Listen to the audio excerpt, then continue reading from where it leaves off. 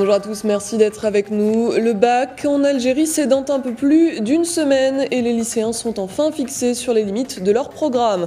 Après les deux grèves de l'éducation qui ont perturbé les cours cette année, il fallait s'assurer qu'aucun élève ne se retrouve défavorisé face aux épreuves. Ça ne devrait pas arriver selon Liberté Algérie, car si un cours n'a pas été dispensé dans un seul lycée, il ne sera pas abordé à l'examen. C'est ce qu'a décidé le ministère de l'Éducation nationale. Ainsi, les candidats peuvent dès aujourd'hui, dans leur lycée, prendre connaissance des limites de chaque matière dans leur programme scolaire. Et selon le ministère, une large majorité des établissements secondaires ont pu boucler leur programme cette année. Ce n'est pas l'avis des parents d'élèves ni même des enseignants, note El Watan. Cela évoque plutôt une année scolaire bâclée. Nos enfants n'ont pas pu assimiler tous les cours parce qu'ils ont été prodigués dans la précipitation, déplore un parent d'élève cité par le quotidien. Mais pas de panique.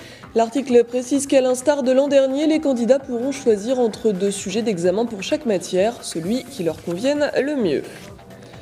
C'est une interview exclusive à lire dans Le Figaro ce matin. Le quotidien français a rencontré le Premier ministre israélien Benjamin Netanyahou en visite à Paris. Celui-ci s'exprime sur la reprise des pourparlers de paix avec les Palestiniens. « Je suis en faveur de la paix avec un État palestinien démilitarisé », dit-il. Mais il maintient la reconnaissance de l'État juif comme condition préalable et élude la question du journaliste portant sur Jérusalem-Est.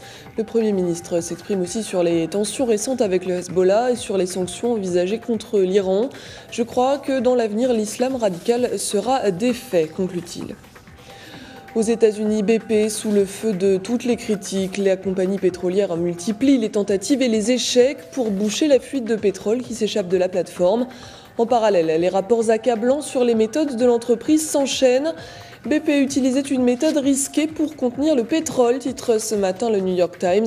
Quelques jours avant l'explosion, la compagnie avait fait le choix d'équiper le puits d'un revêtement qu'elle savait plus fragile, révèle le quotidien américain, pour des raisons financières.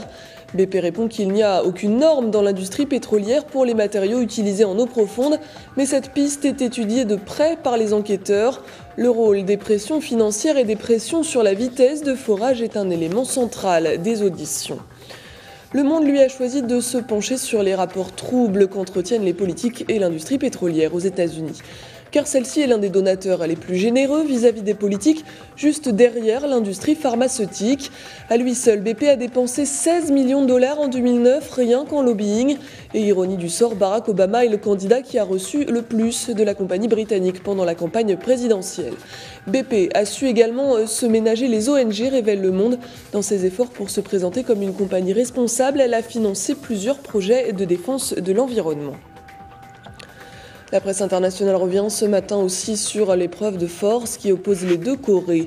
À lire cet article d'un quotidien sud-coréen que publie le Courrier international. Plus qu'une simple riposte, les sanctions que Séoul entend mettre en œuvre soulignent un important changement de cap dans la politique envers le Nord, écrit le journal. Sur le plan militaire d'abord, le gouvernement est bien décidé à infliger des dommages réels à la Corée du Nord, comptant sur un soutien international.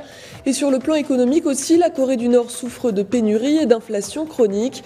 Le gel de ses relations commerciales avec le Sud ne devrait pas arranger la situation du pays. Alors pourquoi Pyongyang est-il allé couler un navire sud-coréen? La réponse est à lire sur le site internet de l'Express. Le leader Kim Jong-il est affaibli, écrit l'hebdomadaire. Il aurait besoin de consolider son pouvoir pour faciliter sa succession. Mais les relations difficiles avec Séoul y sont aussi peut-être pour quelque chose. Le nouveau dirigeant sud-coréen, arrivé au pouvoir en 2008, se montre beaucoup plus ferme que ses prédécesseurs avec son voisin du Nord. Enfin, il pourrait s'agir d'une vengeance après un premier accrochage maritime. C'était en novembre dernier. On termine avec du football à quelques jours du mondial. Les Verts face au test irlandais, c'est la une de la Nouvelle République d'Algérie. Les deux équipes s'affrontent en match amical, première rencontre après la sortie ratée des Verts face à la Serbie. Alors pour beaucoup, ce match est important pour la Nouvelle République. Il donnera un aperçu réel sur le niveau de l'équipe algérienne. Voilà, c'est tout pour la revue de presse. Passez une très bonne journée en notre compagnie.